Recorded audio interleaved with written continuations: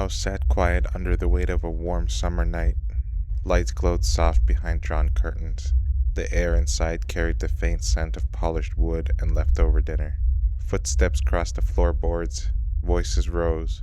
The husband moved through the rooms with heavy steps. Drink had loosened his tongue and sharpened his temper. He wanted answers about the empty icebox and the way the evening had gone. The wife answered back.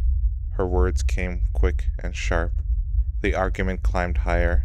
Chairs scraped. Something hard struck the floor. A cry followed.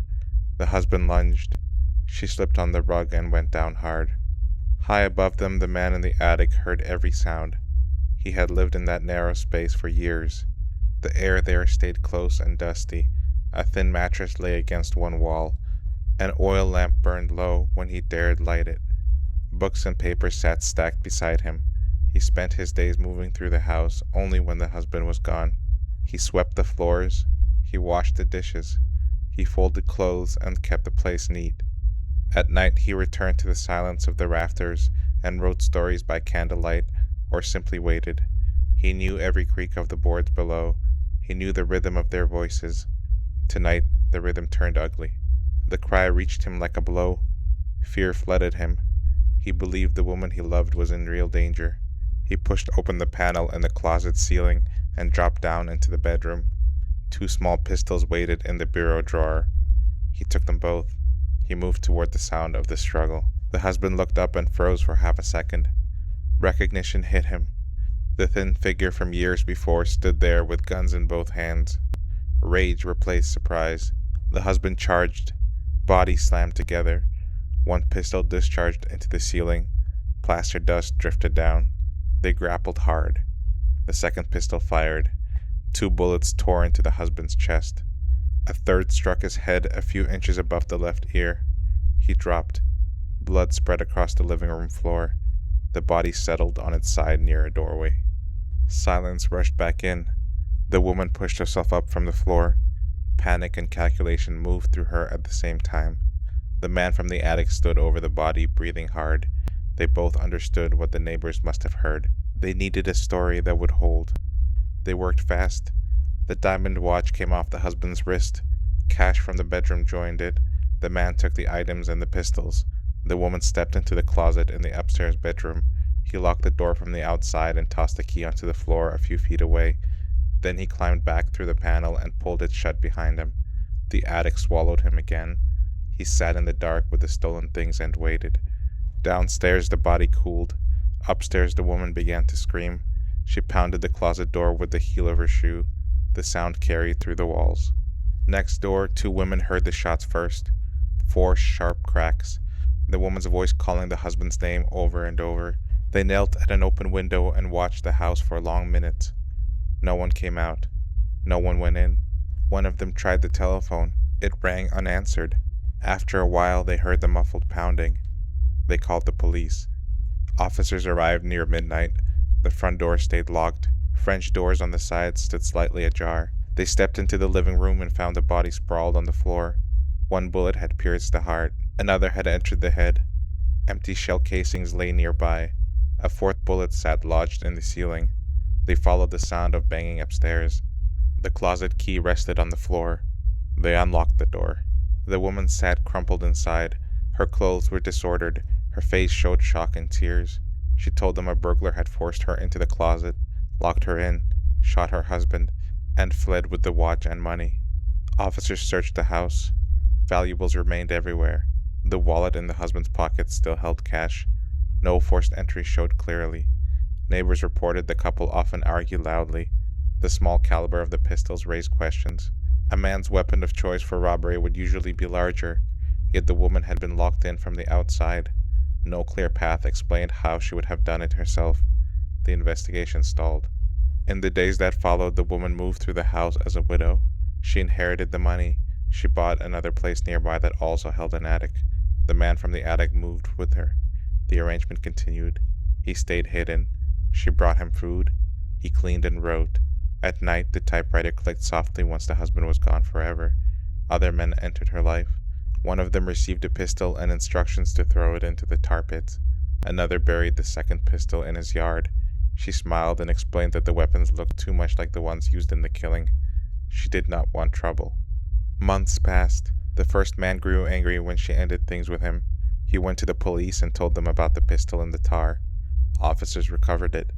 The neighbor who had buried the second gun saw the arrest and brought that weapon in as well. Both pistols were too damaged by rust and tar for clear tests. Still, the woman was taken into custody. From her cell, she asked her attorney to carry groceries to the house.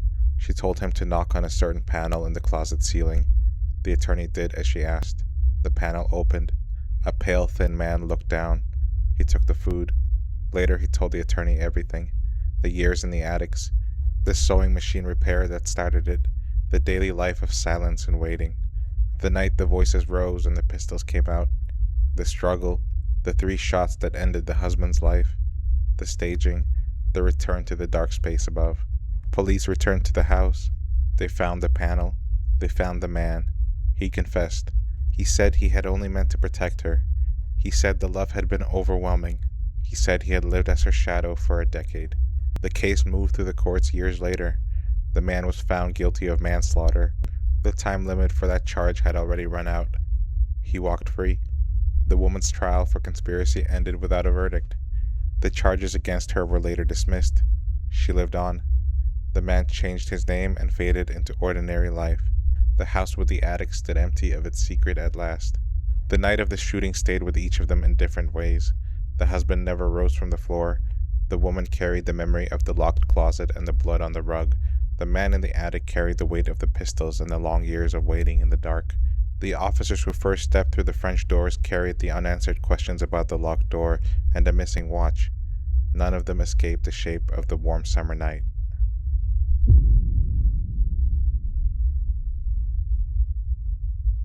The old house sat quiet on the tree-lined street, its windows dark except for the soft yellow glow from the kitchen.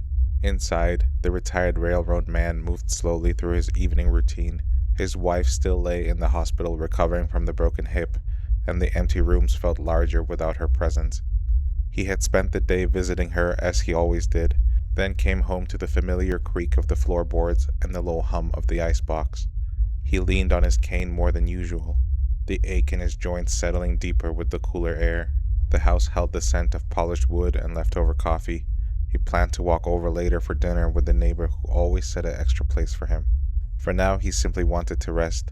He stretched out on the bed in the small room of the kitchen and let his eyes close, the cane resting within easy reach against the wall. Upstairs, in the narrow space above the closet, another man waited. The air there stayed thick and still, heavy with dust that clung to every surface. The ceiling pressed so close that sitting upright meant bending the neck at an unnatural angle.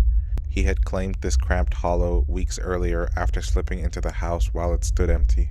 At first the plan had been only to take a little food and leave, but the small panel in the closet ceiling had offered something better, a place no one would look, a place where the cold nights could not reach him the way they did on the streets.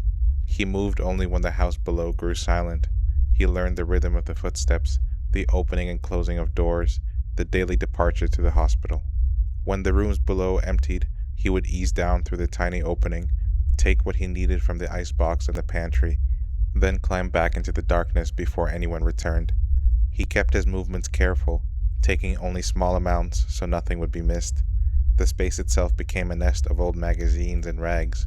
He stored his waste in one corner because there was nowhere else. The smell grew worse with each day, but he forced himself to ignore it. Hunger and the need for shelter outweighed everything else. On that particular afternoon, the man in the attic listened to the familiar sounds of departure. He thought he heard the front door close. He waited a little longer, then carefully lowered himself through the opening. The kitchen felt cooler than usual. He crossed to the icebox and opened it. The soft click of the latch, the only sound. He reached for a package of something edible, when a voice cut through the quiet. The older man stood in the doorway of the bedroom, cane already raised, face tight with shock at the sight of the tall, thin stranger who had no business in his home. The older man did not recognize the face that had changed so much over the years.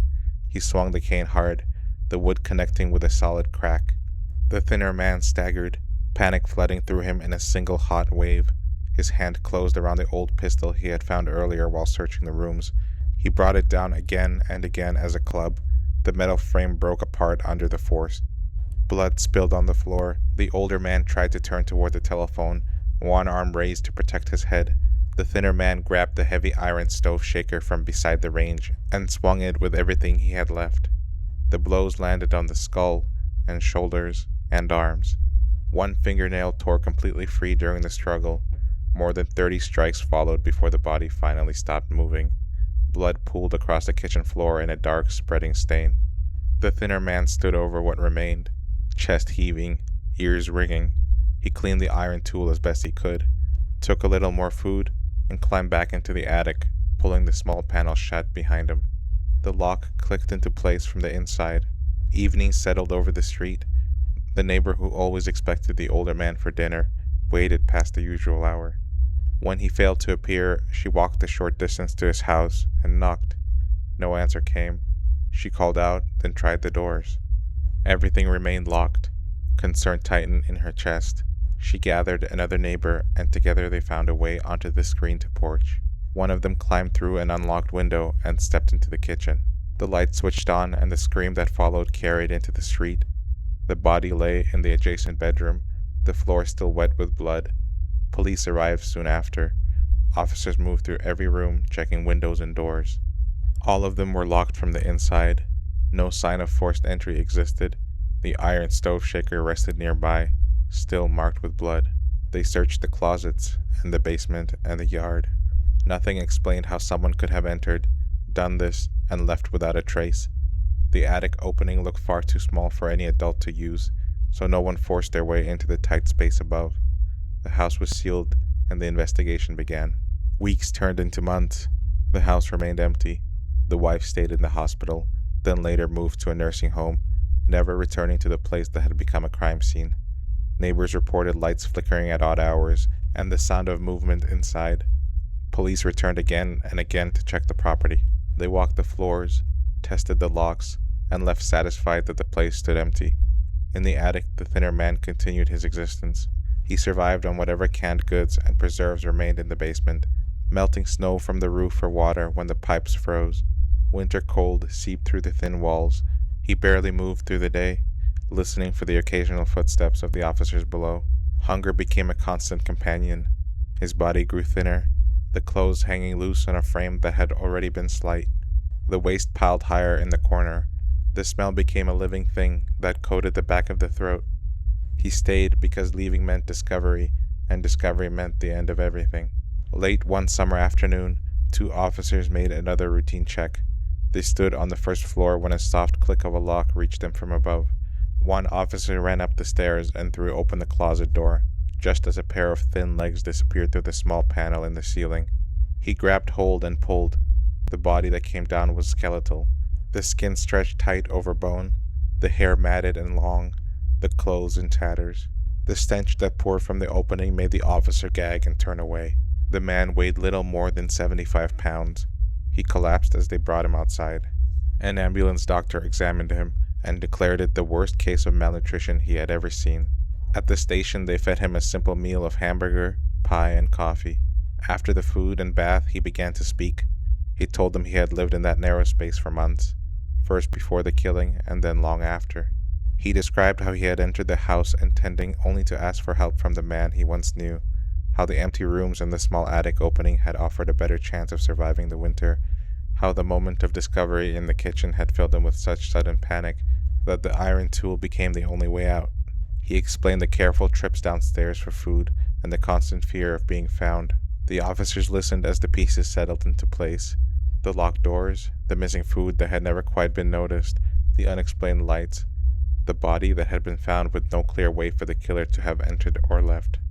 All of it made sense once the attic became part of the story. They lowered their smallest officers into the cramped hollow to see the space for themselves. The ceiling stood only 27 inches high, and the width measured little more than 57 inches. A single bulb hung from a wire.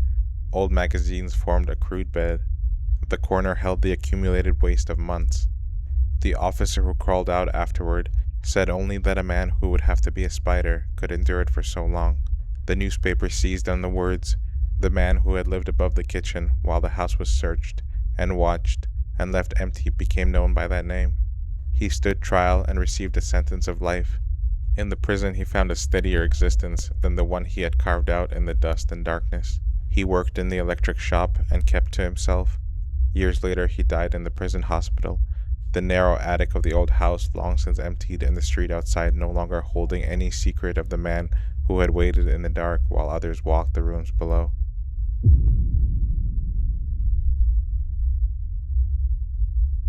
The house settled into its evening quiet with the soft ticking of the clock in the hall and the low hum of the refrigerator in the kitchen. She sat on the edge of her bed with her younger sister close beside her, both of them listening to the walls the way they had learned to listen since the emptiness left by their mother's absence. The air inside the rooms carried a thin chill that did not match the weather outside. Footsteps moved somewhere beyond the plaster, light and deliberate, stopping and starting again, as if someone tested each board before committing weight to it. She felt the hair rise along her arms. The sound came again, closer this time, a slow scrape that traveled the length of the wall behind the dresser. Objects that had been left in careful order the night before now sat shifted by inches. A glass that had stood dry on the nightstand held a thin film of milk that neither of them had poured. Drawers that had been closed hung open just enough to show the dark space inside. The sense of being watched pressed against the back of her neck until it became hard to sit still. Messages began to appear in places no hand should have reached. Thick white streaks of mayonnaise and red streaks of ketchup formed words across the wall near her bed, the letters uneven and deliberate. The shapes told her someone wanted to be found. The same presence answered when the sisters spoke into the quiet, answering with measured knocks that matched the rhythm of their questions. They began to believe the house itself held the spirit of the one they had lost. The idea brought a strange comfort at first, a way to explain the cold spots that formed without warning, and the soft breathing that seemed to come from the spaces between the studs. He moved through those narrow gaps with practiced care, body turned sideways, shoulders compressed against the rough wood and the dusty insulation. The walls were only a few inches wide in places, yet he had learned every turn and every loose panel that would let him slip from one room to the next without sound. From inside the dark, he watched the sisters through thin cracks in the plaster. He listened to their voices and the quiet ways they tried to make sense of what they could not see. The house became his second skin. He left the marks in the messages because the fear they produced fed something restless in him. Nights stretched longer. Radios that had been switched off turned on by themselves and played soft static. Pictures on the walls tilted or vanished and returned later with new damage. The younger sister woke more than once to the sense of a figure standing just beyond the edge of the light, face pale and unreadable, only to find the room empty when she sat up. The older sister began to sleep with the light on, yet the feeling of another presence never left the air. Their father came home each evening to the same reports and the same unsettled quiet. He checked the locks and the windows and found nothing broken, nothing forced.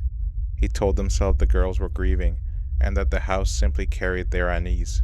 The night the presence stepped fully into the open arrived without warning.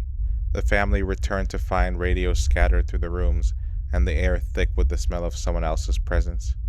The father opened a closet door in the older girl's room, and the figure that rose from the dark was dressed in her clothes, face smeared with paint, a hatchet gripped in one hand and a heavy wrench in the other. The sight froze the breath in every chest. He ordered them into the bedroom with short hand gestures. The girls pressed close to their father while the stranger's eyes moved over them without blinking. The hostage hours dragged under the low light, every sound from outside the room a possible rescue that never came. When officers finally arrived, the young man was still there, cornered and silent until the cuffs closed around his wrists. They took him away. The house stood empty of his presence for the first time in months, yet the memory of the messages stayed in the rooms like a stain that would not lift. He spent time in a juvenile facility and then returned to the same neighborhood under the thin protection of bail. The restlessness in him did not settle. He moved through other houses in the daylight hours, taking what he wanted and learning the layout of each one. He stole 2 small caliber guns from a neighboring place and practiced with them until the action felt natural in his hands. One gray afternoon, he walked a short distance through the woods to a different house that sat quiet among the trees. The pregnant woman entered with her young son beside her. She felt the change in the air the moment the door closed behind them. He stepped into view with the gun already raised. Fear locked her body in place. He forced them both into the bedroom, pushed the boy in the closet, and bound her to the bed with whatever fabric came to hand. A sock filled her mouth. The violation that followed was deliberate and complete. When it ended, he placed a pillow over her face and fired twice at close range. The blood soaked through the fabric and into the sheets. He opened the closet and led the small boy down the hall. Water filled the upstairs tub. The child was forced under until the struggling stopped. On his way toward the door, he met the older girl who had just stepped off the school bus and walked into the house. He guided her to the downstairs bathroom. Blunt force struck her head. Hands closed around her neck. The water took her the same way it had taken her brother. Evening brought the husband home to the same quiet rooms. He found his wife first, and the sound that left him carried the full weight of what he saw. The call went out. Officers arrived under the darkening sky and moved through the house with careful steps. They found the two small bodies in the separate tubs.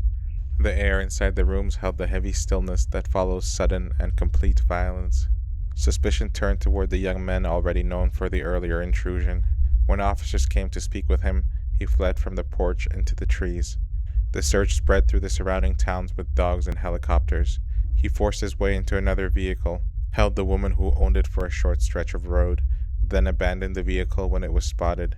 He threatened a man in a lumber yard with a gun before climbing into a dumpster to hide. Officers closed the circle and pulled him out under the hard lights of the yard.